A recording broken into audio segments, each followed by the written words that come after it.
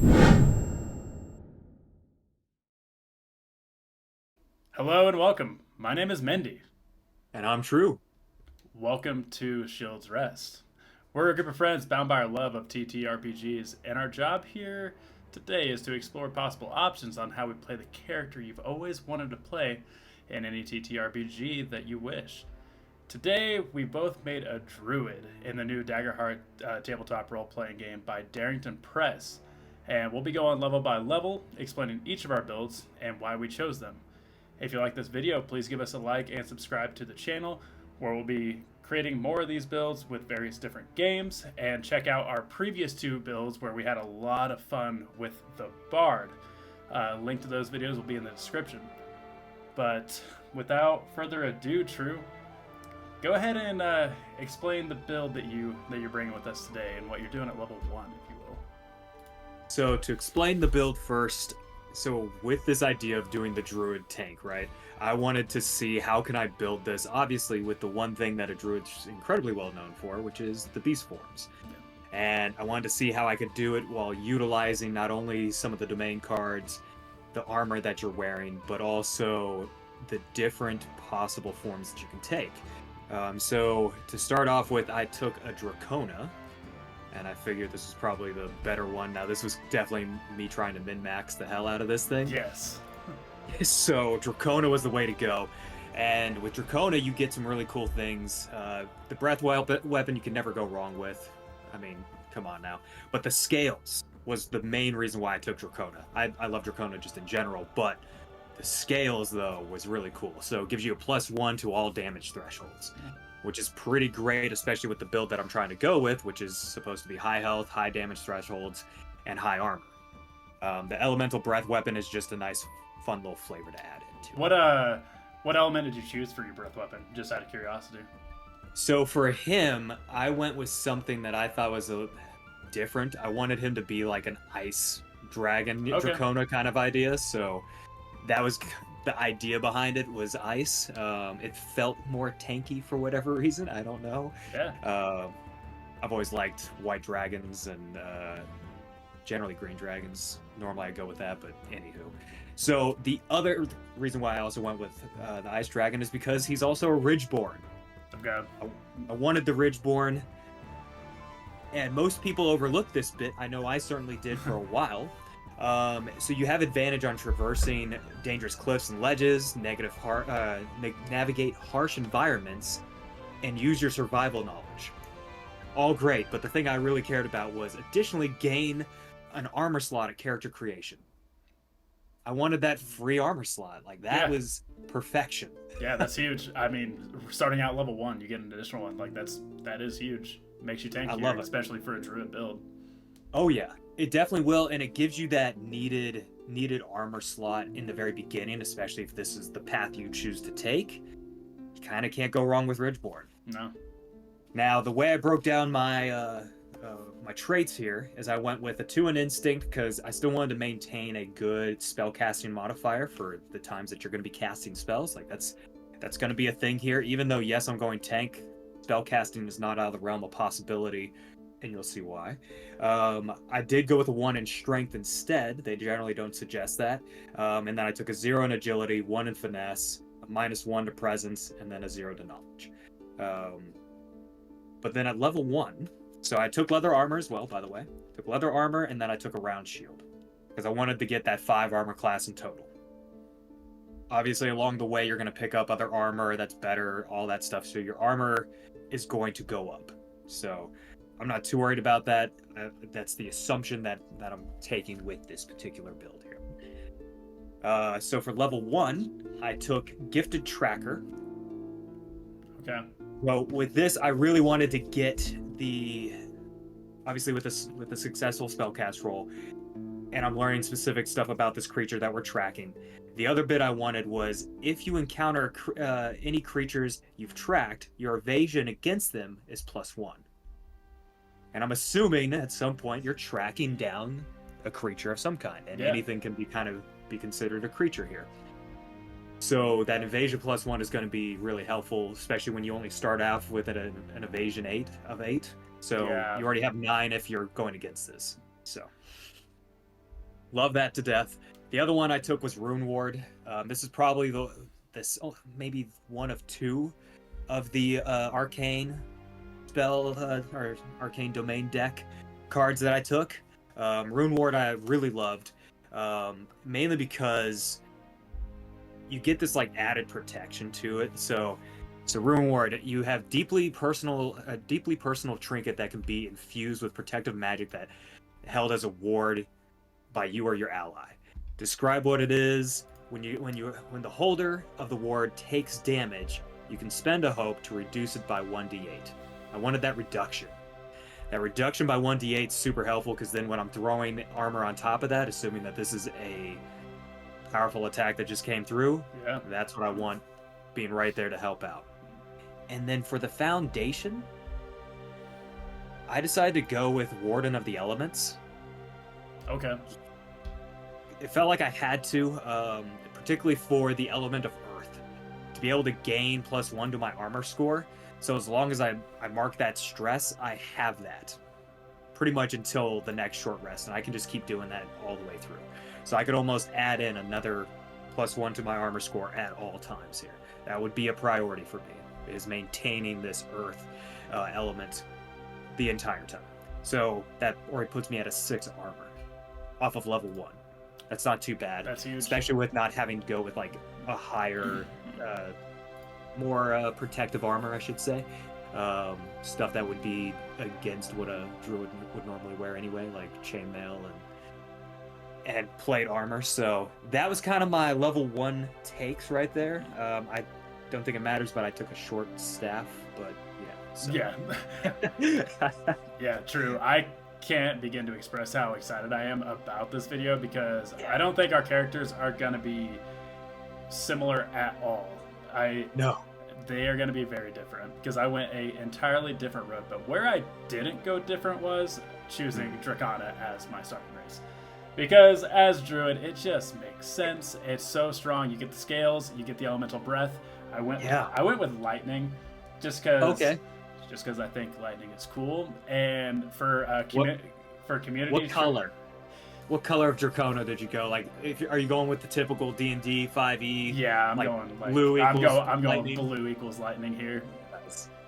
I like a good blue dragon, even though blue's not one of my favorite colors. Green is my favorite color, so once they do a grass breath dragon, that's gonna be my shit. But and true for my community, I just cannot seem to stay away from this one. I can't stay away from Seaborn. I thought you'd pick that. I mean, lightning happens in the sea all the time. The water's blue, the dragon's blue. It just makes sense. But I truly think that Seaborn is just shining bright here in 1.5. With those extra modifiers to your roll, I mean, it's almost a guaranteed hit if you're rolling with fear. Which means you decided to go with probably Spellcaster at that point, because I sure did. Why else would you not take? Like, you'd have to take Seaborn at that point. Like, what ensures your spell being successful? Yeah, Seaborn. And if you're cursed with the dice like I am, I mean, it's just a no-brainer. Yeah, exactly. Let's see here. For subclass, I varied here. As you went Warden of the Elements, I went Warden of Renewal. I kind of like the hit point regeneration here, and I'm going to not be using Beast Form rarely ever in this build, so I didn't need anything to stack it. So you'll see further on, like, I'm barely even utilizing my subclass. I am utilizing the Druid strictly as a spell casting just monster. Some of the spells that this class gets is outstanding. But yeah, I chose Warden of Renewal simply because I really like the kind of healing aspect of this, just in case you don't have that healer in your party. Everyone wants to be a seraph. Everyone wants to be something cool. I just picked this up because not only are we probably going to be the most powerful creature in combat, but we'll also be able to help clear some stress and some health points. So I just picked this up. Warden of the Elements, also, you cannot go wrong here. Warden of the Elements is very, very strong. With the armor increase as a Dracona, I mean, you're very, very tanky. But Really am, and I love the versatility behind all the elements there, because you have fire, you have water, you have air as well, which all have their own benefits to it. Yeah. So you can kind of fill the gap in where you're lacking, especially as a tank, because maybe damage is my weakness, which is going to be a thing here. Yeah. I can fill that no problem. So yeah, I like that you went with the Warden of Renewal though. That's a different way to go. I thought you would have gone elements. Yep. No, this was probably the most fun build that I've done to date. But as my first level setting my traits, I went ahead and did a +2 to instinct. I did a +1 to agility and a +1 to finesse. And I dumped presence because I'm just not going to be talking. I'm just going to be wheeling and dealing these spells. You don't really need presence, though. I mean, you can... Yeah. To me, you probably are going to have somebody else in the party that's taking care of that. Let them. Yeah, exactly. Not that it really matters here because I'm not going to be using it much, but I picked up a dual staff. And I also picked up just a short sword. I mean... Nothing too crazy. Picked up some leather armor, but now we get to the fun where I choose my domain deck cards. What did you choose? So, starting off, I went with an Arcana and a Sage domain card. First one I chose though was Unleash Chaos. I like Unleash Chaos a lot here. You roll that D10 equal to the tokens you spent and do that much magic damage to the target. I think that's really big in actually keeping your survivability. I know we're trying to build tanks. I think this is a good way of kind of negating the damage from coming to you and to your other party members. And that's a different way of taking that for sure. Different way of taking it. That's a magic user way of taking it. Yeah, that's someone who is currently playing a wizard in his home game right now. So I'm thinking a little outside the box here on how to make this thing tanky while being able to supply that damage. And then I went ahead and grabbed Vicious and Tangle. I think this is also really big for controllability. I mean, what's better than restraining a target that can literally just not hit you? I mean, it's a spellcast roll. I'm a Seaborn. I'm sure I'll have some fear at this point. I'll probably be able to hit. And that, spend that hope to restrain any enemy is very close to your target as well is pretty big too. So it's kind of like a AoE light spell. I really like this spell. That was definitely my favorite Sage card at this level. Okay. Nice. But that's what I did at level 1.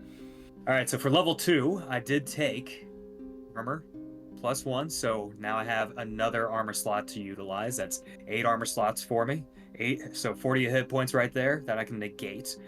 And then on top of that, I did take trait increases, increasing my strength by 1 and my instinct by 1. Okay. Instinct, I really wanted to make sure that I got up there because even though I'm going to be tanking, a lot of the cards that I have require me to make certain successful spellcasting rolls. And so I'd like to shore that up as much as possible, as well as the tokens that are going to be on some of these things. I wanted to make sure I had as many as I could get on there. Yeah. Which is why I also stuck with mainly Sage cards, because there's a few that required me to, it was dependent upon how many Sage cards I had in my vault and my loadout. So that was my trait gains. And then I took Conjure Swarm. Okay. Conjure Swarm I really wanted because I can mark a stress and bring out these armored beetles. And now I have resistance against the next damage that I'd end up taking. And I can spend a hope to keep the beetles conjured after taking said damage. And if I'm building hope, I can just keep them around after I've moved into being into whatever wild shape I choose. Which, going from level 1 to level 2, I now have access to tier 2 beast forms.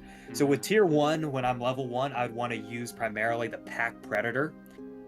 Just because it's a +2 to strength, it's an evasion +1, and then I get advantage on attacks, sprinting, and tracking with that particular form, so I can't say no to that. It also has a pretty good D8 +2 physical damage going for it. Plus, of course, you're adding in your proficiency scores to this to bump up that attack. But you also get pack hunting and hobbling strike. So there's some good things in with the pack predator.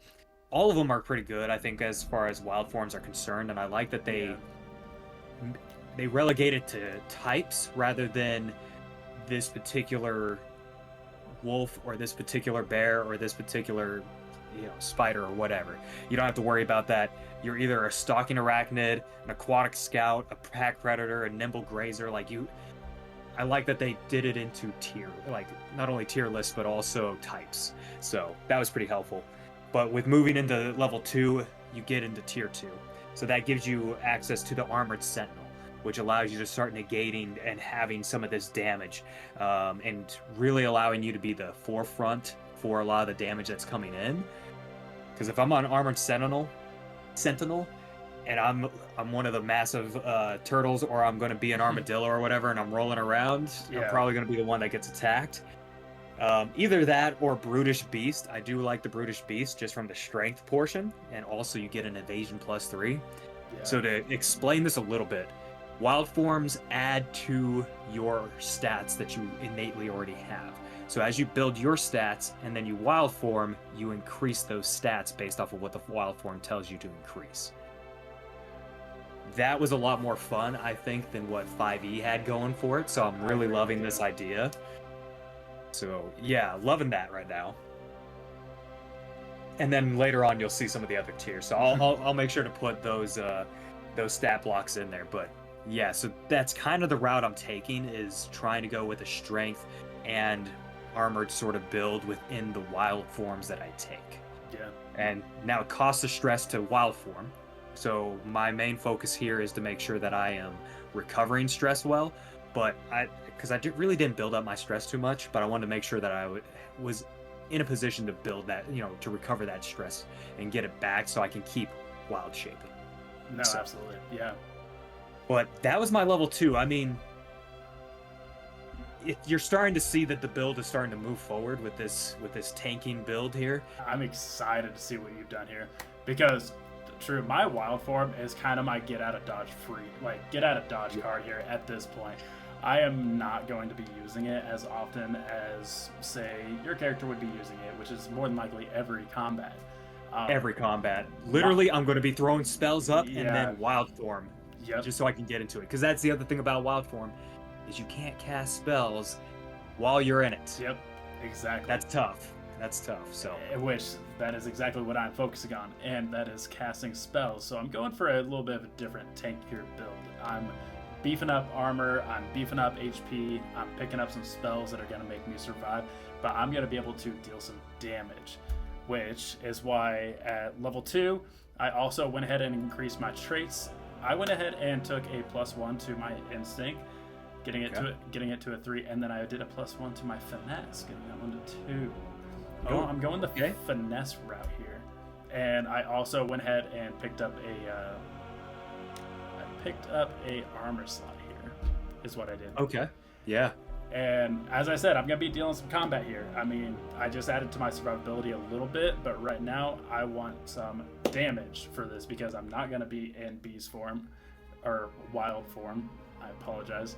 I picked up a Cinder Grasp here. True. Oh, okay, yeah. I mean, level 2, dealing 1d20. What are we doing? Yeah. And catch them on fire. I mean, I saw that and I was like, how can you? If I'm playing the spellcaster right now and I see this at level 1, I'm picking it up because I don't think any other class is getting this kind of treatment with this type of spell as soon as you hit level 2. It is absurd. Well, I mean, the 2d6 magic damage for the fire bit, I mean... Yeah. Now, the d20 has the ability to go really right or really soft. Yeah. But, I mean, at level 2, minimum damage of 4? I mean... Yeah.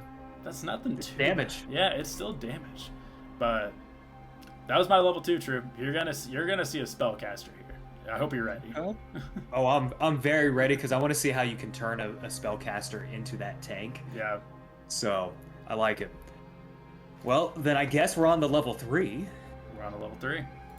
So I took an HP increase, and I increased my major damage threshold by 1. I also took corrosive projectile. Corrosive. Really like this one. Okay. Yeah. So the reason why I took this because it doesn't seem tanky, and I think this is your pre-tanking sort of situation where you're just about to get into it, or they're at far distance, because you can do this within far range. And let's say that they're within that far distance, and I hit them with this, and I deal deal the 6 plus, the D6 plus 4. Great. What I really care about is that the difficulty for that target is reduced by 1. That makes it so much easier for me to hit. It makes it so much easier for everybody else to hit. And let's say it's going to take a round or 2 for them to get up there, and I'm hitting them with corrosive projectile after corrosive projectile. Not only am I dealing that D6 that's equivalent to my proficiency score, but also with the plus 4 on top. Now they're reduced not only by 1, but maybe by 2, and now their difficulty's coming down. Easier and easier to hit. Yeah. So even though that's not really the tankiest thing you can do, at level 3, it is kind of the tankiest thing you can do right now, is by helping kill that thing that much quicker. Yeah. Before you get into your wild form. So, but that was me at level 3. No, that's perfect. What did you end up doing? Yeah, much like you, True, I went ahead and added an HP slot, and I also increased my major threshold just to make me that much more tankier. Nice. Trying to stay alive here. And you'll see that with my domain deck card, I went ahead and picked up Counterspell. Because I am not here to turn into a beast, I am here to stop spells. Flight was very close to my choice. That just kind of derails the whole tanky situation. You're more so just getting out of dodge. But I can see a scenario where Counterspell does make you tankier because you're just nobody in your party is going to be taking hits.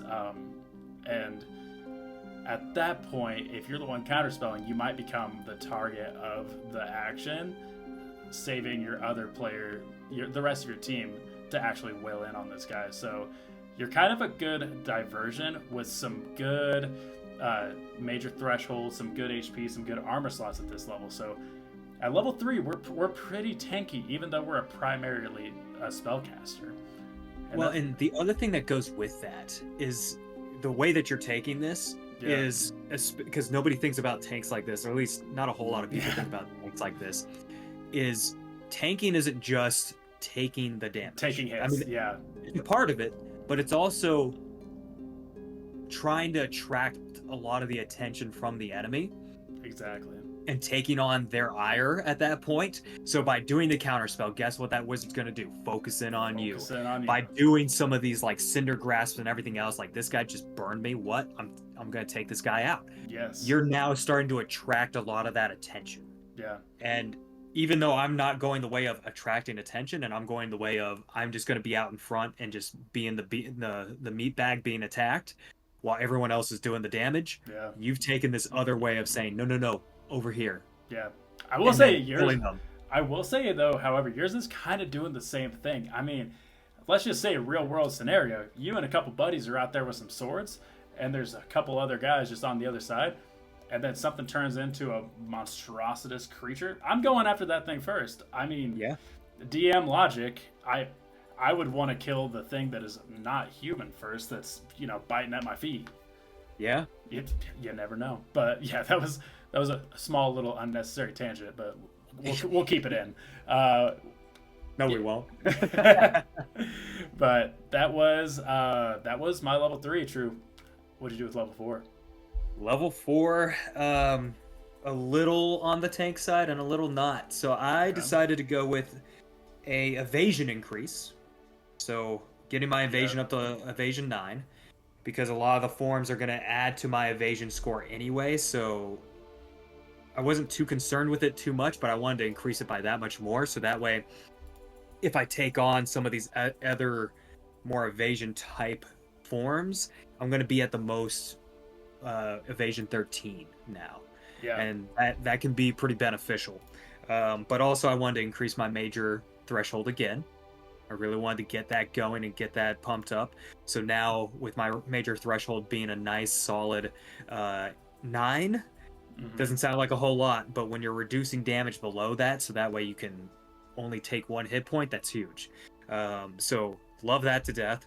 And then I took Healing Field, because at some point I'm going to need to. Yep. And so even though it may only be healing 1, and if I pump a hope into it, it'll heal 2, that's at least something to help me at some point. So that's kind of the hope around that. And if I'm the tank and I've got my damage dealers on either side of me, let's say you got your warrior and say you got your guardian or your seraph or whatever, you can heal them as well as long as they're within that close range. Yeah. So I really wanted that to kind of help things out, because there really wasn't anything too tanky here that I could do to help either negate damage or take that much more damage. Yeah. So that was kind of the next best thing, I think. Yeah, no, I was in the same boat here, True. There's really not too many tanky options here at level 4 for the Druid. But what I did do, I went ahead and increased my major threshold one more time, and then I increased my severe threshold to let me tank that many more hits. Okay. And for a domain deck card, I really thought about taking Healing Field. Whenever I was going through this character, I said, why don't I just go ahead and pick Warden of Renewal so I don't have to worry about it later on. Let me just get that initial healing at, starting level. That way I can focus on different things kind of later down the road. So right.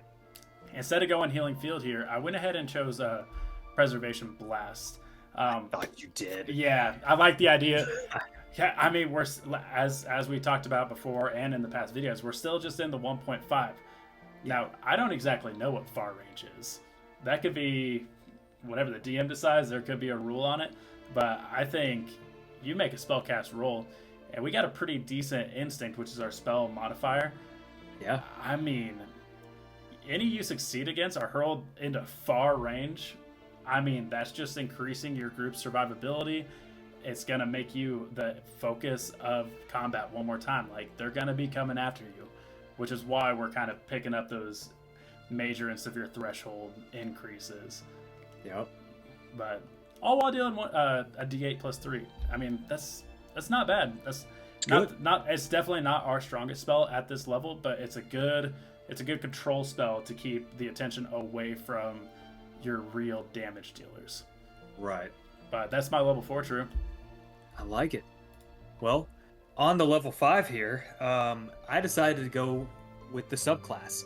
Okay. With this particular build, you want to take the subclass as soon as you possibly can, because now not only do I have the +1 armor score here, armor score here, I now get to allow my allies to gain +1 to their armor score. Love that to death. Yeah. On top of the fact that you have a +1 to yours, they have a +1 to theirs, so their armor is that much more effective. Not much more tankier than that. That's to me, that was the best tank move that I could make here, is dedicating dedicating one of my upgrades to the subclass card. Because obviously, like I said, I'm going to be maintaining that earth element all the way through, most likely anyway. Mm-hmm. But any of the other ones are still good upgrades to what you already have from the foundation. Now, I also took Thornskin as my domain card here. Okay. I wanted to be able to have that D6 to basically reduce that incoming damage, as well as deal that much damage back. That to me was pretty great. So I really wanted to make sure that I got my spellcasting increased, because my trait for the spellcast to increase because of this right here. You put a number of tokens down, so that way that's a number of D6s that you can roll.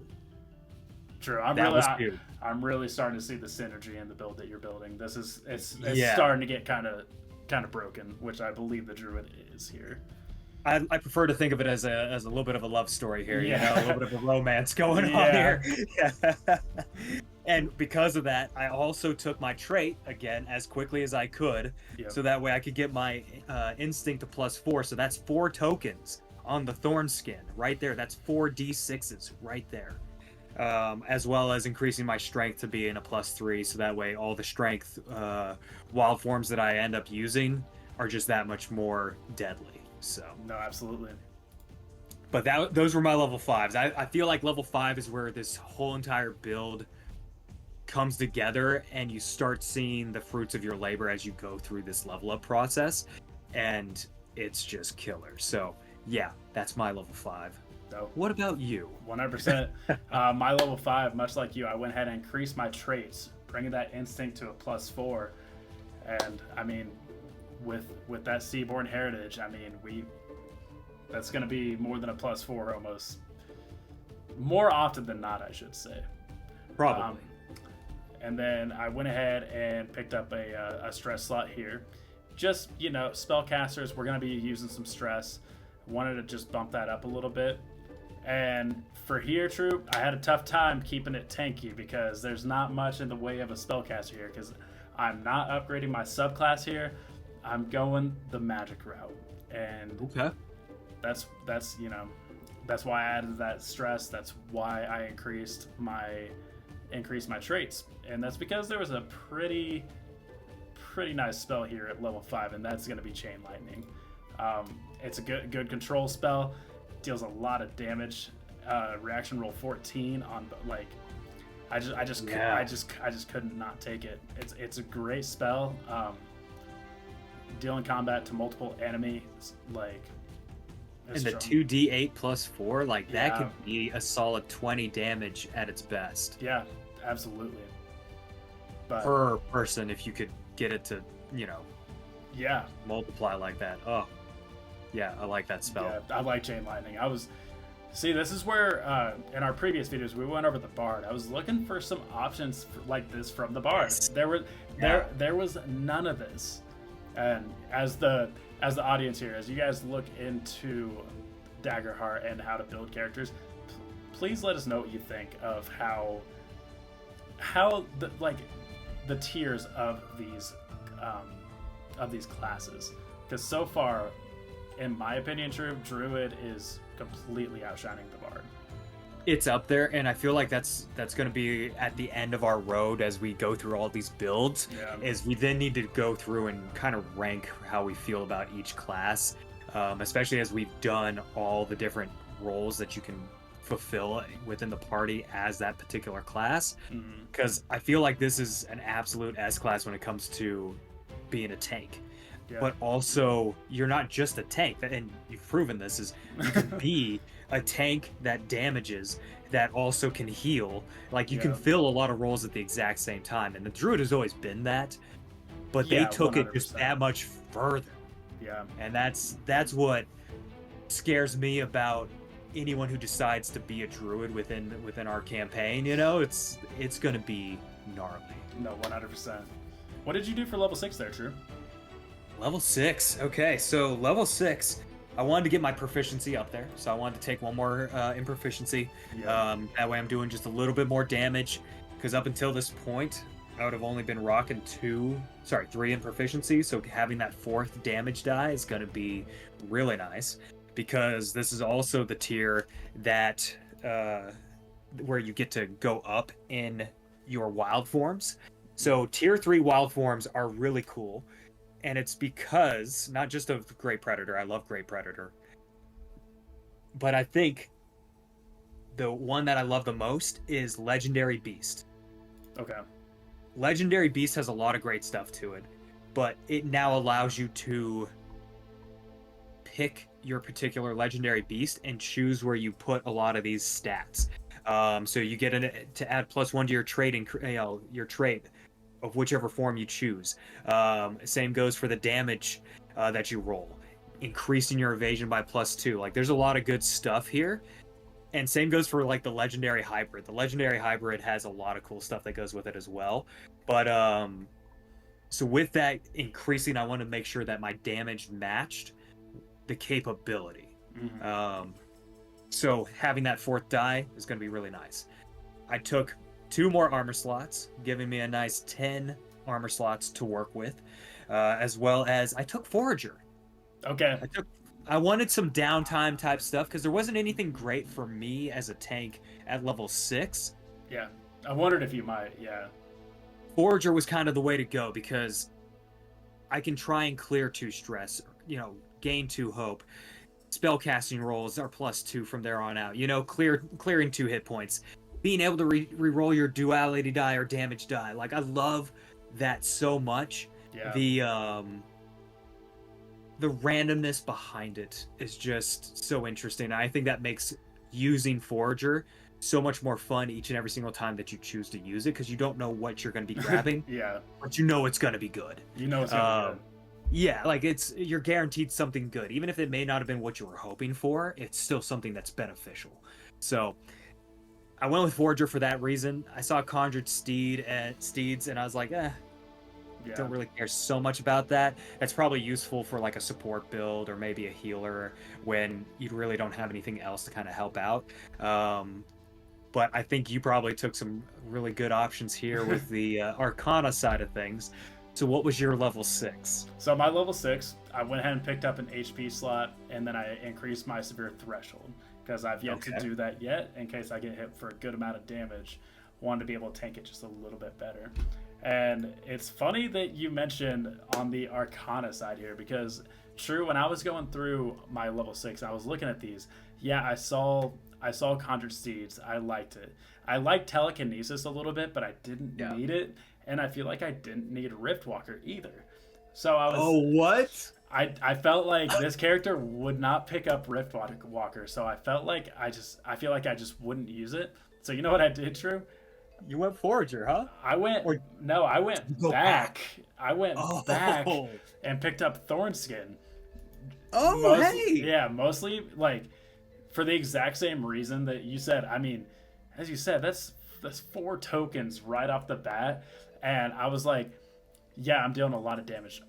Any of these, a lot of my previous spells would be dealing more damage than what is it? Telekinesis would, and I just didn't see where Riftwalker fit into the way I was envisioning this build. So I decided to go back and just increase my survivability a little bit by picking up Thornskin.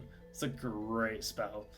And it's a great spell for whether you are wild forming and then go, like whether you do it before and then wild form, or whether you're just spell casting and going to town and you want to make sure you're okay. Yeah. That's a great one. Yeah. I'm so glad you went back for it. I was kind of hoping you picked it earlier, but I'm glad you did go back. Yeah, because I was sitting there and I was kind of pondering at level 5. I'm like, okay, I'll go Chain Lightning here just because I want a little bit more damage. And then whenever I got to level 6, the cards kind of made the decision for me. I was like, there's nothing in this group for how my build is playing out that is better than the level 5 Thornskin. Right. Well, that I wasn't sure if you would go with the choose additional domain card or something like that at level 5 to try and get Thornskin earlier, but that's why I'm glad you went back. Yeah, that's such a good one to grab. It's such a good one to grab. So then level 7, I decided to go with an increase in my health and with my stress. Okay. I feel like by this time at level 7, you're going to be using a lot more stress, particularly my build, and with the fact that I'm doing a lot of wild forms, and I probably want to be able to switch in between. And because there's not a cap on how many wild forms you can do, I feel like that's going to help me gain a little bit more versatility in the way that I switch between them. Yeah. Especially when obviously circumstance is going to dictate what form you take. I'm not always going to go the brutish, armored, or strength build wild form. I'm probably every now and again going to go with one of those that gives you a little bit more agility and increases your ability to get out of the way of danger, or your mobility, which is another big one, is mobility. So I decided to get that stress in there. Obviously, the health was needed because, I'm obviously going to be taking damage. You're going to be taking some damage. You're going to want that. Yeah, and normally I like to go for the insert whatever domain deck here touched build, where it's like Sage touched, Arcana touched, Codex touched, Grace touched. I love those cards. But the Sage touched did not do a whole lot for me. Okay. Funny enough, I thought I would go for this, but I felt like Wild Surge was just that much better. Because while it's active, because I can do this once per long rest and just mark the stress, and I can have the d6 value on there and then allow that to just tick down as we go. And for every action roll that I roll, I get to add that amount to my action roll. Yeah. So if I'm attacking and I've done this, because I don't have to do this right away, I can wait until before battle to activate Wild Surge. And then now my to hit is +6 and then +5 and so on and so forth until it hits 0. So love that. And I don't mind the extra cost of it marking an additional stress. Mm-hmm. Because hopefully by the end of that time, where you have at least 6 rounds or 6 actions, you're probably towards the end of what you're trying to do anyway.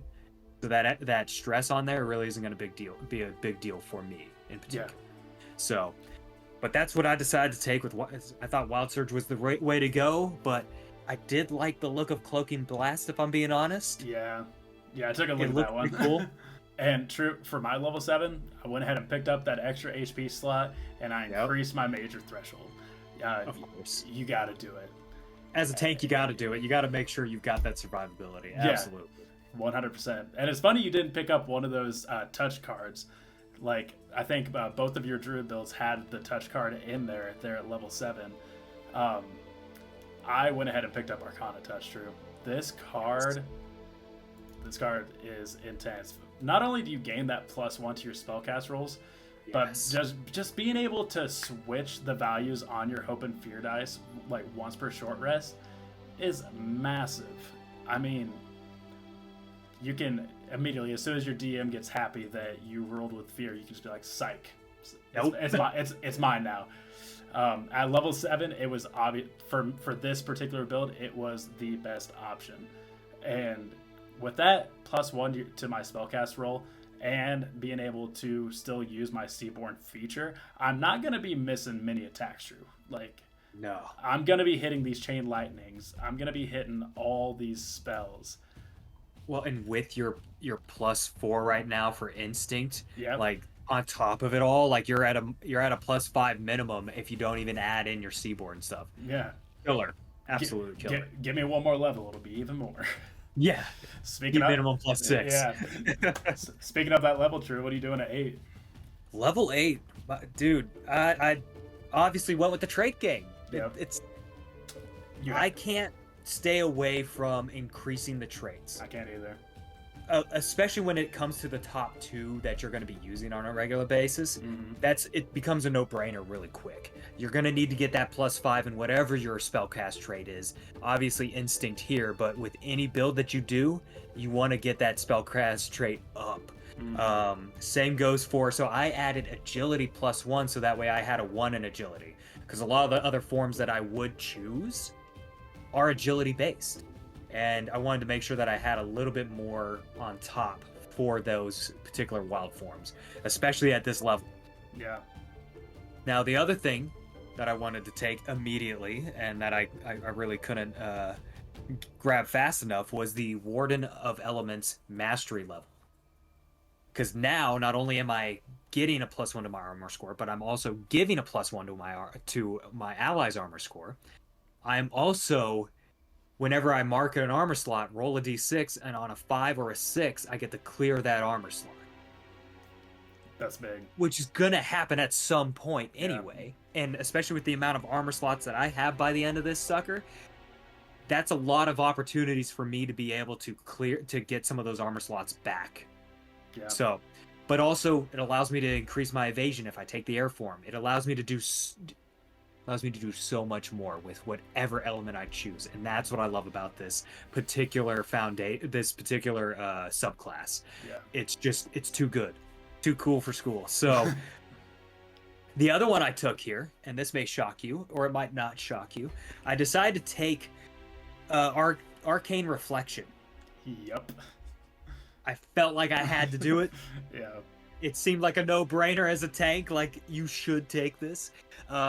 So just being able to have, spending just any number of hope that I really want to here to get those D6s and just have that go right back to the enemy. Yeah, I absolutely love that. yeah, you spend 3 hope. I mean, chances are you're gonna hit one of them. I mean, rolling a 6 on a d6 isn't that hard, so it's worth the gamble, for sure. It is worth the gamble, and I'm a little bit of a gambler at heart, and Yeah. Arcane Reflection just, it spoke to me. Yep.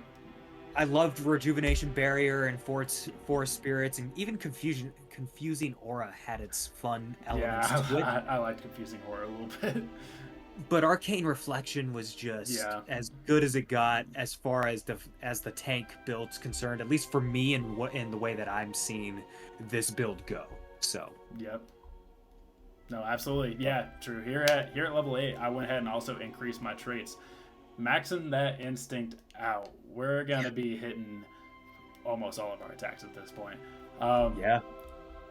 Picked up an armor slot. Nice. And also for domain card true, I had to do it. I'm also a gambler at heart. I had to pick up that arcane reflection. Now I will say this doesn't have much synergy to my heritage, but I just really liked it. I really liked it, true. I want to be able to roll those d6s and just blast it right back to the enemy. I mean, that is as a tank, you have to pick this at level 8. We're down to our last 2 levels here, True. Yeah. Let us see what you did at 9. Level 9. So level 9, I decided to take the major increase, the major threshold increase by +1. I wanted to grab those last 2 armor slots, so I am sitting here with 12 armor slots, just waiting to be used. And again, my armor score is probably going to be more than the 5 or 6 that I'm currently sitting with right now. It's probably going to be a lot higher than that, if not to a nice solid 8 to 9. Because right now we're at level 9, you probably picked up some really great armor. Oh, yeah. So even though, without even factoring that in, having a 6 in armor and having 12 of those slots is pretty killer. Yeah. I think anyway. I think that's pretty solid. Having 60 hit points that you can negate is so nice to have. Besides whatever wild form that you choose, because I think that's the great part about this build. It is not wild form dependent. Because at this point, you can choose the tier 4, and you can take on the mythic beast, or even the mythic hybrid. And those are just so cool. Yeah. I absolutely love the hell out of those. But the other one that a lot of people are probably going to be looking at is that massive behemoth. Yeah. Getting that +3 to strength, even though you only get a +1 to your evasion, but you're doing D12 damage +12. Yeah. That means whatever your proficiency score is at this point, which mine's a 5 at this moment in time, that's 5d12 +12. Yeah, that's killer. Nasty. That's nasty. Absolute killer. And the fact that you raise all your damage thresholds by +2 with that Undaunting, I absolutely love that. And then the trample feature and some of these other things that you get with these different forms, so much fun. This is why I think Druid's going to be like probably the top tier class. I agree with you. For the entire game, is just because of the versatility, the tanking, the damaging, the healing, the support, the wild forms. It has all the stops that you'd possibly want. Yeah. So, love that to death. And then I took Rejuvenation Barrier. Okay. So I went back. I was gonna say you went back a couple, just one. Okay. Yeah, I went back to level 8. Wanted to grab the Rejuvenation Barrier because there was nothing here at level 9 between Plant Dominion, Fane of the Wilds, Earthquake, or Sensory Projection that held any... Yeah, none of those really make sense for the build you're kind of going for. Which is None of them do. Which is strange. Maybe they need to add another domain here or something, because now that you mentioned that... Yeah. This is where I'd choose, if I, like we were talking about in the last video, if I had the ability to change out my secondary domain deck. Yeah. Or this might be where I might multi-class here. And this is where I'd go into Guardian. Yeah. And I would take the, I'm forgetting the domain deck, but Guardian and Seraph have it. And there are a few really great domain cards that they have at their disposal that will allow you to grab some really good tanking capability out of there, and which is going to be the next class that we end up getting into later on. Mm-hmm. pretty much after Druid here, once we get through all the tanking and everything else. But the Valor build, that's what it is. The Valor domain deck is so good. But it gives you all that tanking that you want. And I would probably go, if I could switch out Arcana, I would switch it in for the Valor side of life. So that way I could get a lot of those tanking abilities that the Guardian and the Seraph have at their disposal. And that would probably put the Druid class just that much further ahead of the competition if you're allowed to choose your secondary domain deck. No, absolutely. But with Rejuvenation, I wanted to be able to get that healing again. If I can get the healing from Healing Field and then Rejuvenation Barrier, I'm able to shore up my own issues, assuming that I somehow get separated, because let's face it, I'm probably going to go all gung-ho and start going at the enemy no matter what. And my party's probably going to be behind me at that point. So I want to be able to have that option to be able to heal myself if need be. Yeah. So. No, but that was my level 9 picks. Okay. What did you end up going with, man? Yep. I went ahead and picked up another HP slot, and then I also increased my severe threshold one more time. And yeah, I mean, for your build, none of these domain cards really made sense, but there is one that made sense for me, and that is gonna be Earthquake, because Earthquake sounded fun. I mean, 3d10 great spell. Yeah, 3d10 plus 8. I mean, like difficult terrain, very far range. It makes sense as a level 9 spell because it's kind of broken. Well, that, and you make everybody vulnerable. Yeah. Like, the vulnerability right there is just going to increase the ability for any other party member to destroy that individual. Yeah. Yeah, no, absolutely. And, I mean, the one thing that I want to kind of see is, on a success, any targets within very far range. So you could get your own teammates into this. Yeah. Unfortunately, which is where I'd like to see Daggerheart take on a little bit of inspiration from 5e. That specifically from like the evocation subclass for wizards. Oh, you know, yeah, where you can choose some shit. Yeah, you can choose. So like you can drop a fireball on 4 of your members, and then that spell level's equal to your spellcasting modifier. You can just protect your own players. I'd like to see something like that implemented into this game.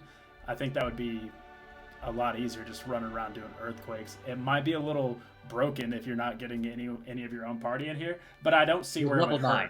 You're level 9. With level 9 for Pete's sake. Exactly. And on top of that, you can make it go with, like, you have such control over the elements that you can essentially control who gets hit and who doesn't by this roll. I'm thinking, like, I'm thinking by level 9, this spellcaster would not accidentally commit friendly fire. But yeah, Earthquake, solid pickup. Yeah, Can't go I love it. there. But that brings us to our last level, unfortunately, True. Bring level 10, us man. Level 10. Man, level 10 was not as cool as a lot of the other levels, if I'm being honest. Like, there were some great spells here, but for my particular build, where it all really came together was starting at a solid level 3. Or sorry, level 5, I mean. Starting at level 5 was where it all really came together. And level 8 is where it just plateaus. Multiplied. Yeah. Well, level 8 is where it multiplied, and then level 9 it plateaus and then goes down from there for level 10. So I took a health point increase, because at this level I'm probably going to need it, as well as a major increase, because, again, I want to increase that threshold. And then I took Force of Nature. Okay. Force of Nature is really good. It's just not too little too late, but it's one of those, like, I would want to see there be like another couple of levels here after for this to really have viability to it. Because at this point, level 10, you're probably wrapping up the campaign at this point, if not slightly going beyond. Mm-hmm. But this is where my particular build is going to reach its total godhood, and I think that's got a lot of fun with it. Because, I mean, being able to do an additional 10 damage, be able to clear an armor slot after killing a creature and absorbing them, I love that. That right there is so cool, because you get to become this, what is it? It's not a legendary beast. They're just calling it a force of nature. Yeah. And that's just you being this beast that is a legitimate force of nature. You can't be restrained either. But But the thing that kind of hurts about this is you have to have that hope built up and have a way to keep gaining that hope so you can maintain this force of nature, which probably by this time you have your ways of doing so, or the party has ways of feeding that into you. But still, that's at least a good 6 actions that you can take before you come out of force of nature. Yeah. So it's one of those I think I'd probably take, that I'd probably use if all hell is breaking loose and I have to take on everything. This is what I'm going to probably be using. So out of all of them, this is probably the best one that I could go with. Though Tempest was so tempting, but again, I'm not a spellcaster. I can't take that right now. Within the next build, I'm sure that's exactly what I'll go with. But yeah, so Force of Nature is what I went with. So to quickly kind of round this off with what this build looks like towards the end. I've got 21 for my major damage threshold, and I've got 44 for my severe damage threshold. Yeah. I was pretty happy with those, with a baseline of 5 armor, which is probably going to be increased, 9 evasion, which gets increased with all of the wild forms that I take, regardless of which one I take. It's always increasing my evasion by some level. And then my health is 9, and my stress is 7.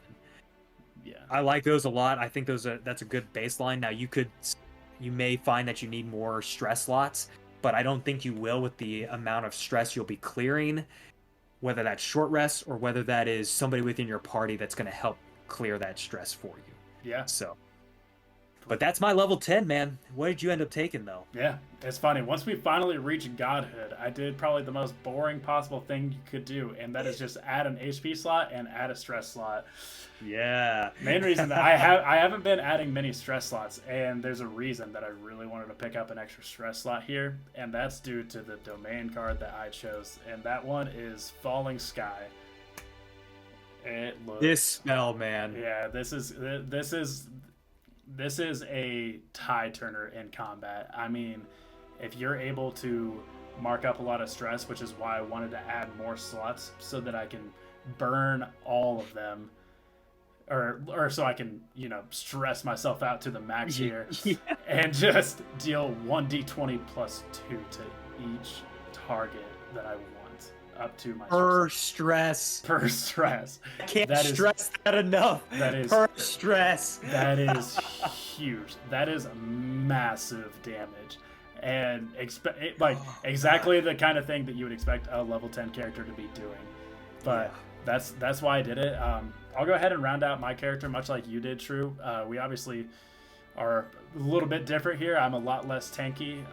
I also kind of went throughout. I didn't increase my armor slots at all. I'm kind of just banking on the fact that eventually in the travels, my GM will be gracious enough to bless me with something that'll, increase that armor.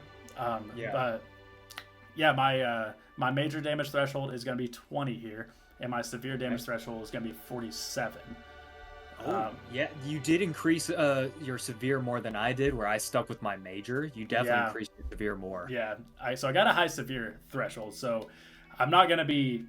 It's gonna be hard to hit me for that much damage, I will say, especially with like a couple of the spells that I've picked out. Got 11 HP and 8 stress. So if I have 0 stress right now, that's 8d20 on that spell. Yeah. Well, also think of it like this, too. With the things that we've taken up until this point, the reduction in damage for Thorn Skin and Arcane Reflection, well, although that's not reducing damage, that's throwing it right back at them. Yeah. You're mitigating a lot of the potential damage that would come through that would be severe damage, and you can mitigate it down and then add your armor on top of it. Exactly.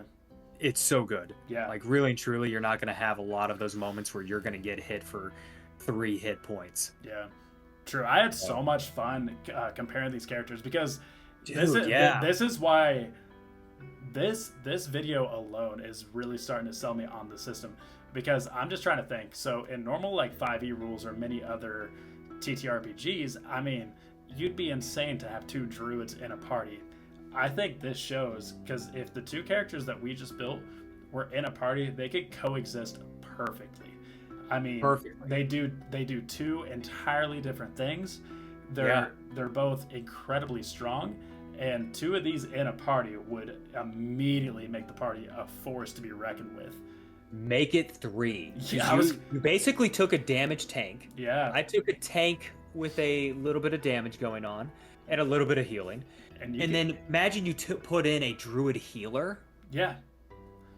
They're going to have some form of damage on top of that, plus all the wild forms like you have access to, even though you may not take it. Yeah. But you all can get out of dodge together with the same kind of form and just get the hell out. This could be a deadly 3-person party. This changes the way that you perceive how many players you need to have in a campaign. Absolutely. And it takes it from that baseline nice level of 5 to 6 to where 3 is a viable option. It really is. Yeah. Yeah, I've loved making this druid. I don't think I have enjoyed any of the other character builds nearly as much, because I've done a bunch of other character builds as far as concept is concerned. Mm-hmm.